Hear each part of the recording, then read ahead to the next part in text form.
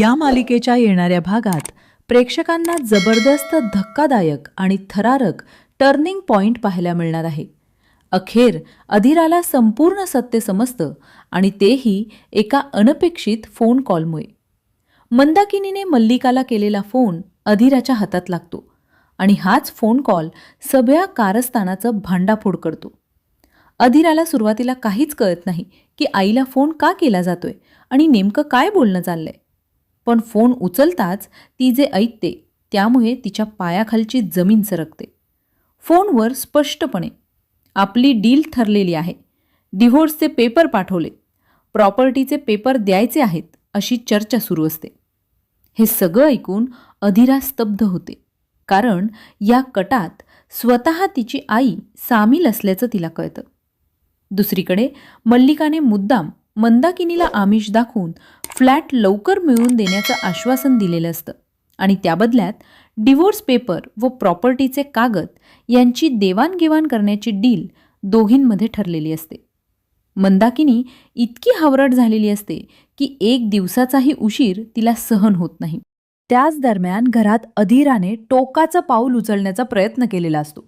त्यामुळे स्वानंदी रोहनला समजावते की त्याने मंदाकिनीशी शांतपणे बोलून तिच्या मनातले गैरसमज जाणून घ्यावेत। रोहनही तयार होतो। इकडे अधीरा फोनवरचं सगळं संभाषण ऐकून हादरते आणि तिला कळतच नाही की आई तिचा संसार उद्ध्वस्त करण्यासाठी इतकं मोठं षडयंत्र रचू शकते। तेवढ्यात मल्लिका घरी येते आणि अधीराच्या हातात फोन पाहून गडबडते। फोन हिसकावून घेण्याचा प्रयत्न करते, पण अधीरा थेट जाब विचारते की डिव्होर्स पेपर तिनेच मागितले होते का? मल्लिका खोटं बोलण्याचा प्रयत्न करते, पण अधीरा ठामपणे सांगते की तिने सगळं स्वतः ऐकलं आहे। तेवढ्यात स्वानंदी येते आणि सगळा प्रकार उघड होतो। अधीरा स्पष्टपणे सांगते की तिच्या आईने आणि मंदाकिनीने मिळून मोठा डाव रचला होता। फ्लॅट बुकिंगच्या नावाखाली डिव्होर्स आणि प्रॉपर्टीचे कागद तयार केले होते आणि रोहनच्या सह्या फसवणुकीने घेतल्या होत्या। हे ऐकून स्वानंदी आणि रोहन हादरतात। रोहनला धक्का बसतो की ज्या कागदांवर त्याने सह्या केल्या त्या प्रत्यक्षात डिव्होर्स पेपर होते। घरात प्रचंड गोंधळ उडतो। बाबाही संतापतात आणि अखेर मंदाकिनीचं थोबार फुटतं। चौकशी करताच मंदाकिनी मल्लिकाचं नाव घेते आणि सांगते की मल्लिकाच्या सांगण्यावरूनच तिने हे सगळं केलं। हे ऐकताच स्वानंदी समरकडे जाते आणि संपूर्ण सत्य सांगते। सुरुवातीला समर विश्वास ठेवत नाही, पण अधीरा स्वतः सगळं तपशीलवार सांगते। आपण फोनवर ऐकलेलं संभाषण सांगते आणि फ्लॅट बुकिंगची खात्री करून देण्याचं आव्हान देते।